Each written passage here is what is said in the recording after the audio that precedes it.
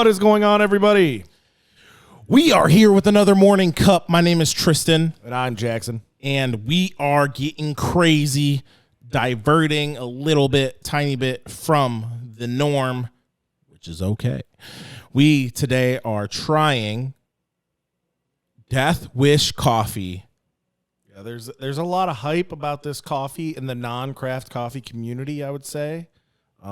People, I guess, swear by it because, as the label says, warning, the world's strongest coffee. Right. So going into more depth, the label says not a morning person, ? Not a problem. Dark roast, bold flavor, reliable, doesn't ask questions. ROG bag of beans, maybe the only morning friend you'll ever need. If you're lucky, each cup of Deathwish coffee brews smooth with more caffeine to fuel your busiest days. We recommend at least 1 cup first thing in the morning in total isolation. Basic brews not invited. Take all that basic brews, throw them over there. Throw them out the window. You're not invited to this rodeo. All right. Like Jack said, there's a lot of hype going on with Deathwish. I'll say this straight off the bat. Deathwish's branding's pretty cool. Got the skull and crossbones, Jolly Rogers. It is USDA organic and fair trade certified. Let's go. All right, so that's pretty cool. I'll give them Jack sniffs, getting to them. I'll give them that the organic and fair trade definitely a price, or sorry, it's a point in their book, giving them the extra boost. They got a black bag, metallic red. It's not a zip. The inside is red too. The inside is red. Yeah, that's pretty cool. It's not a zip. It does have a gusset. Oh, those are dark. Those are oily and big. They're big. Those beans are big. So I have noticed something. I think the Ethiopian beans are smaller, which is probably why they pack a flavorful punch. Boom, pack a punch. Yeah. So are they tipped? Can you tell? That's what I was looking for. Tell the people what the tipping is. So Lee, our roaster, the guy that we work with to roast, has told us that tipping is when it's not quite roasted properly, and I think it gets too hot too quick, and it bursts out at one tip, which is the weakest point of the bean, and it just doesn't jive. Looks like some might be. I'm not sure. Okay, so they're very dark beans. They are very, very. In my professional coffee opinion, to me, they're over roasted. Yeah. So this is a dark roast. That is what they're going for. It's a jury's out if dark roast is good, bad, what it means. Some say dark roast gives you an extra boost in caffeine or something like that. I don't think that's true. Yeah, it's not true. Not that I don't think. Some might say it's the other way around because you're not burning the caffeine. I don't know. I just personally don't enjoy dark roast because I feel they're over roasted, and I don't like a burnt coffee taste. So on the sniffs, I'll give it this. It's got a rich, dark, chocolatey smell.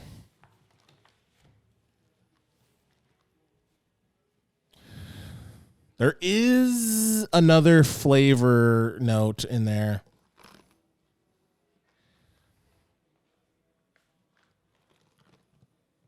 Let's go with cherry. So, yeah, these are so big. These beans are ginormous. I can't remember if the Robusta beans were larger or smaller than Arabica beans. Jackson's bringing up a point here. Deathwish coffee, they say they are the world's strongest coffee. double the caffeine as a normal cup of coffee, they say. And that's because they do use a blend of Arabica and Robusta. And Robusta beans are the less commonly used beans, generally because they're more bitter. And they're more bitter because they have more caffeine in them, and caffeine is bitter. Yes. So an Arabica bean has, I think, like 1% caffeine per density, and a Robusta bean has 2%. So technically, Double. They're right. It is double. It's not a ginormous amount, but it is double. It truly is double. Yeah.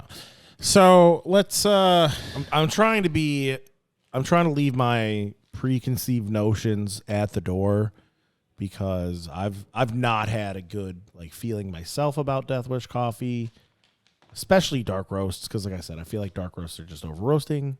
So I'm trying to be impartial. I'm trying not to project my preconceived notions on this. Yeah, it's hard. I did not enjoy the aroma. So the aroma, if you're looking for that coffee smell, it's there. It's for sure there. It's definitely a Central American coffee, without a doubt. They are out of. This says they're out of New York, Round Lake, New York. But it also says distributed by Deathwish Coffee Co. out of New York. So I don't know if they have a distribution place there. If they're a different company roast it for them, or they have a different roasting company. Because generally it'll say roasted by. Yes. But we are not looking at small. Well, they said it's small batch, but they did say it was small we're not batch, looking at craft coffee, is what I will say. Because craft coffee, they will tell you the origin. They'll tell you we're probably the type of bean. Not in the third wave kind of approach or fourth wave. They'll tell you, a lot more information than we're getting on this package. Yeah, even online it doesn't really say that much. So aromas.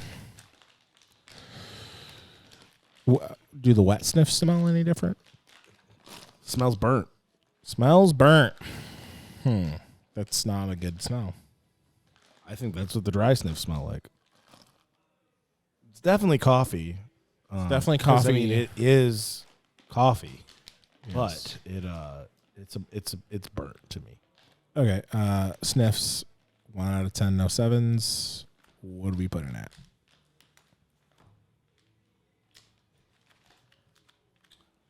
Let me do another dry critically sniff. Thinking. So it definitely smells like coffee. It's not the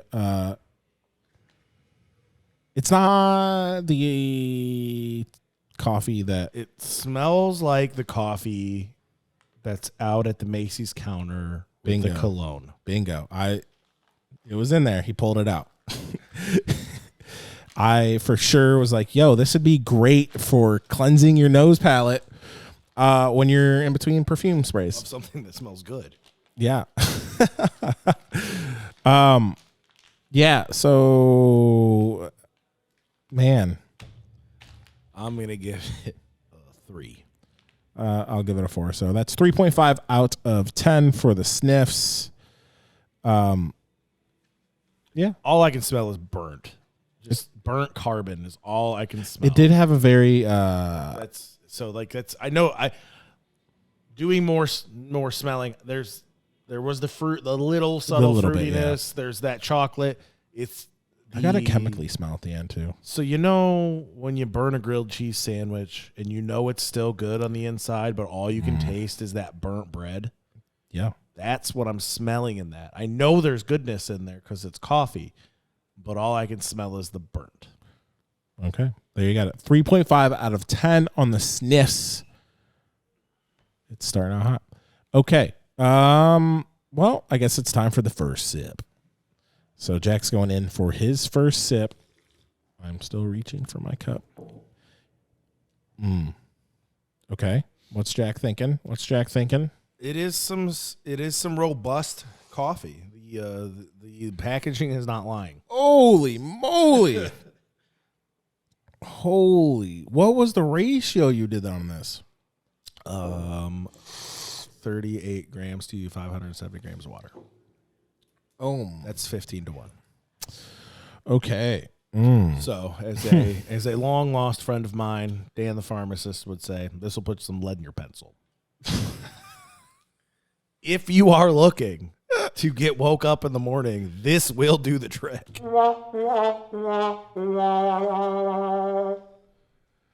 I'm here all week, folks. Okay. Yeah, no, this is what they say with bourbon, right? They'll put some hair on your chest. Is that what you just said? Yeah, it's hot. It's hot. It's bold. Yeah, they're not wrong. They are accurate, and I mean, I'll say this. Oh my god. They don't say anything on the bag about it tasting good.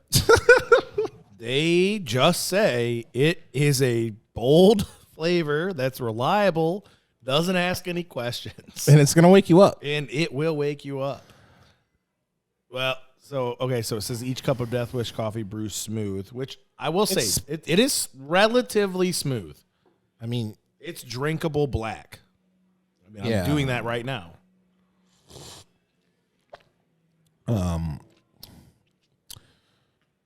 Flavor notes, burnt. Burnt carbon, Bitter. which you may think we're just hating, is actually a flavor on the flavor wheel. Burnt carbon. Yeah. There's no fruit flavors. There's at all. Let me see if there's any nuttiness. Like I said, I think this is a Central American, possibly Mexican coffee. So there's also another thing that there's no origin whatsoever on this. So we have no idea where the origin actually is. Maybe like the walnut aftertaste or pecan aftertaste doesn't taste like those, but like the dry nuttiness, the dryness, that bitterness. Oh man, I'm pretty sure online it said it's supposed to taste like cherries or something. Yeah, and I'm skinny. Oh boy, I can see it now. Local baristas hate Deathwish. I mean, I'm gonna say I don't hate this. This is a utilitarian coffee. Yeah, you are using this to wake your ass up in the morning. I got a feeling that there's a colonel that I used to work with that would love this coffee because he liked his coffee super dark and black. Yeah, this and is bold. This is the quintessential. I want that strong coffee flavor. I don't want no foo-foo coffee. I just want to get woke up in the morning. Yeah, this is definitely the quintessential. That's all I want it for. This is. I take this as my morning drug to get up and going, and it doesn't taste like I'm shoveling dirt in my mouth, but it doesn't taste good. But it's close. This is not what I would call good coffee. This is what I would call a great morning Joe if I've never wanted to deviate from the standard coffee spectrum. So I was about to say this is something that I would expect from a gas station, but it's not because it's actually strong. Yeah, it is. It's strong. So, they deliver on what they promise. And as I said, nowhere in any of their marketing or on their bag do they say it's going to taste good. Yeah. So, for that, I give them credit. Yeah. Okay. So I think it's time. I think we've gone as far as we can with the tasting portion. What are you giving it? No sevens? 1 out of 10. Don't got to worry about sevens. I'm going to give it a 3. Yeah, I'm gonna do 3.5. Okay, so 3.25 out of 10 on the taste. So according to our scale, it smells better than it tastes. I'll say this: my headache's going away. Ooh, so guaranteed Jack did not have coffee today. Did not have coffee today. There it is, doing its job. So let's get to the drinkability portion then. This is the subjective part that has, man. So drinkability here. It could mean a lot of things. I purchased this at the store today for a smooth $22. It is a 1 full pound though. It is a pound. So when we're talking about like specialty coffee, like Madcap, we're talking about 12, possibly 10 ounce bags. 12 ounces generally. Mostly 12 to 16. This is 1 pound of coffee. Yep. I'll also say this. They do say that it is USDA organically certified and fair trade. Yeah, which is, like I said, points in their favor. That's awesome. I did not expect that out of I would say a large coffee company. But yeah, they're nationwide. So yeah, I would say that. Yeah, I did not expect that. I'm happy they do. Happy they noted that on the bag that they are supporting growers just like the Fourth Wave Coffee. Yeah. So, question. When we're talking about drinkability, this is something I just thought of. Should I put myself in the spot of their consumers, or as me how I consume? Well, so generally we do put it. We are in the spotlight of the consumer because all of the coffee that we've had thus far has been the coffee that we drink, to some degree, right? I mean, it's craft coffee. It's generally specialty, small roasted. That's an interesting proposition because, like, if I'm, Joe Sixpack and I want to sleep off, my last case of Mickey's I drank last night, not sleep off, drink off. I don't know. Wake up. But yeah, back to my point. This will do the trick. Yeah. But like,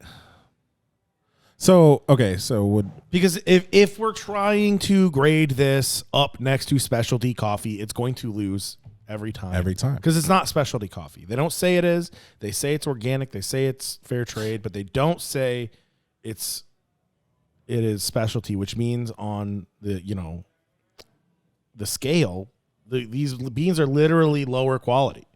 Yeah. Right. So once again, we're talking about 1 to 10, right? 7 is like specialty. 8 is high end specialty. 9, 10 ultra premium. Yeah. Like, I believe the American Coffee Association, is it American Coffee Association? ACA. Yeah. Or SCAA. One of those. There's a certification, a cupping certification, and it's one. I'm guessing it's 0 to 100. But yeah, I think specialty coffee is 80 and above. Yeah, it's specialty coffee is a legitimate type of coffee bean, unroasted green bean. Yeah, the quality of the bean, unroasted, and I believe if it's 80 or above on that, it is considered specialty coffee. So I'm just assuming that this is not because they don't say it is, because if it is, generally you say it is. Yeah, well, and especially specialty coffee is like, it is a thing. It's not small batch. It's not handcrafted. It's a real certified qualification that you have to have. Yeah, you could macro roast, but if it's specialty coffee, if it ranks above the if it's a, say it's an 87 on the specialty coffee score, it's specialty coffee. Yeah. I will say this, Jackson has finished his and I'm nearly done with mine. So that is a good look. But yeah, so 6.5 we're getting into low end specialty. 4.3 like Folgers, and then like anything under that. So I'll equate this to this. This is your Budweiser of coffee. King of beers. I would okay. Let me rephrase that. It's the Coors Light of coffee. Silver bullet. Yeah, I'll take that. But if you equate it to specialty craft beer, you're not. I mean, some people are drinking that to get wasted, but you're not drinking specialty craft beer by the 12 pack generally. Yeah. So what you're saying is, much like the Coors Light, Budweiser, macro beers, it's utilitarian. Yes, and like it does its job. It says, it tells you what it wants and how you're going to use it, and it delivers. It did deliver. It's bold. I'm feeling bold. Like I said, I mean, I feel like this is something that you're going to be drinking at your company coffee pot. Yeah, and would you say this is better than Maxwell's House Folgers? Oh, it's hard because those are like Budweiser. I kind of wish this wouldn't have been the dark roast. Yeah, because I feel like I really kind of feel like if this was roasted less, it'd be much better. Because all I can taste is just that burnt ass coffee taste, and it's just very off-putting. That being said, I drank it all.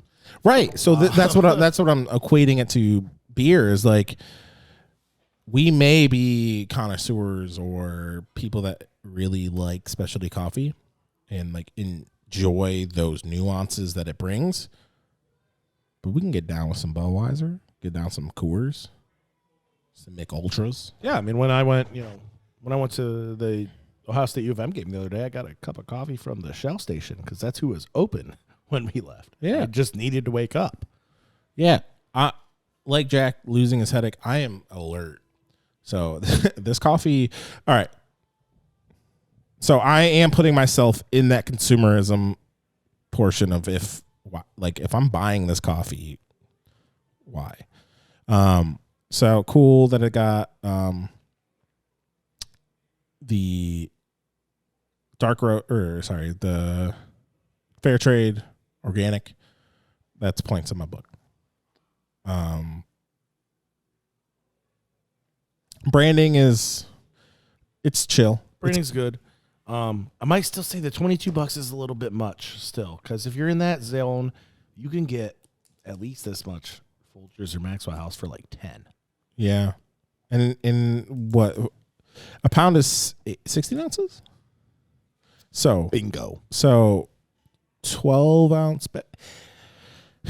There's some coffees out there that are $18 that are less than that. That if you probably extrapolated, it's a little bit more than the $20 a pound. Let's do some quick math. But so I gotta say the price portion. It's $1.37 per ounce. Okay, multiply that by what's that do at 12? 16.5. See, right? That's what I'm saying, man. Like this is kind of expensive. Yeah, it is. Like that's. So especially if we're putting ourselves into that sect of consumers where I'm drinking this every day. This is you're making a 10 to 12 cup pot of this every day. I made 2 cups, 2 10-ounce cups with 38 ounces. Sorry, grams. Whoa, what? 38 grams.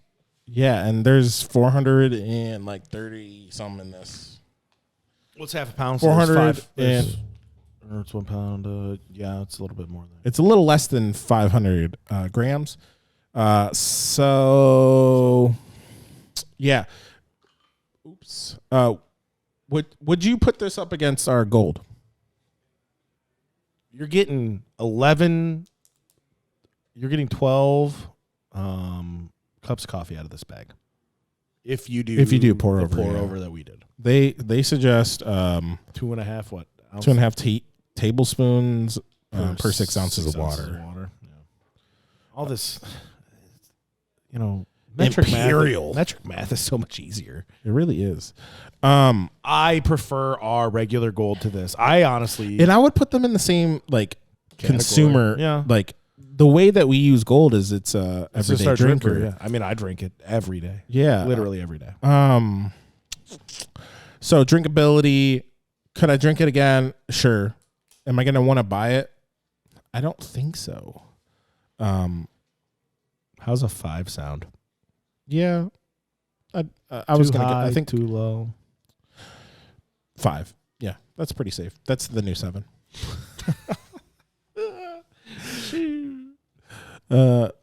Next on the morning cup, rate it 1 to 10. No 5s or 7s. So yeah, 5 out of 10. Miss Davis 10.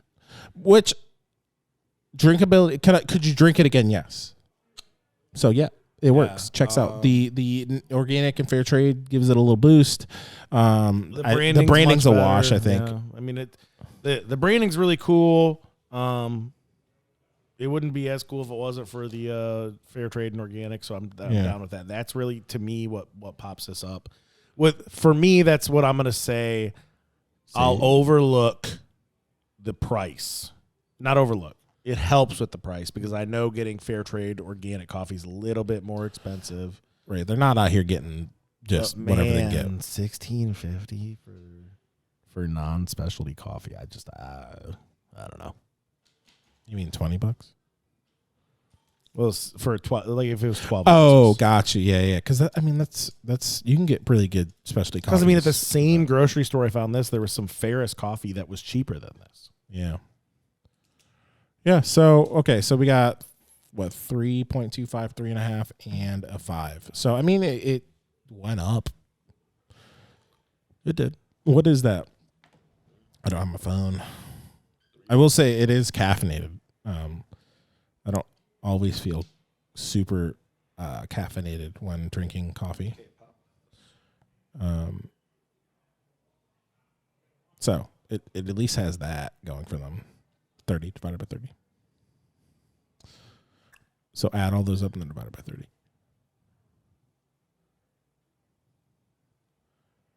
Oof. 3.9 out of 10. That is the lowest scale or lowest coffee on our scale. And yeah, it's almost a 4. We can round it up to a 4. So yeah, it's hard to take a step back and look at it as a consumer of coffee like this because my taste buds don't lie. Yeah. It doesn't taste very good. I drank the whole cup. I also haven't been caffeinated today. I have a headache. I don't know, man. It's just tough. Like I think it's a dark roast. I had some sticker right. shock for the $22 damn when I picked it up off the shelf. Yeah, that is. I'm gonna be honest. That is a lot. Yeah, I'm not gonna try it, but maybe the not dark roast would be better. Yeah, I'm not a huge dark roast fan. I really hope that through education that we give to people, I want to make it or separate that thought that you have to have dark roast to be bold or whatever, and that light roast is bad or medium roast is not as good. Trying to separate that from people. So the biggest thing you can do is if you have a medium or light roast coffee and you want it to be stronger or bolder, you don't need to roast it more. You just have to make the ratio different. Add more coffee. And then that will do what you want it to do. If that's indeed what you're looking for. If you're looking at an everyday drinker, say our Cafe Naranjo Gold, right? You want to make that a little bit more bold than it is because it's just too smooth and delicious for you. You just add more coffee. Mm-hmm. Yeah. And that's how you make it stronger or bolder. Yeah. So there it is. We tested out the world's strongest coffee. Still might not be a lie. I'm pretty caffeinated. Yeah, I'll give it to them. And as I stated earlier, it delivered on everything it said it's going to deliver on the bag. Yeah. For speaking their truth, 10 out of 10. There it is. I mean, as not tasty as it wasn't not smooth. No, it was very easy to drink on the palate. Like I was surprised by the very beginning, that first sip. Yeah, it definitely takes some time to get used to, but I've had worse coffee. Yeah, I would probably say that as well. All right. That is it for this evening. Wow. Throw me away. That is it for this morning cup. He's had too much go-go juice this morning. All right. This afternoon, whatever it is. He's going to be up all night. And we will see you next time. Take it easy.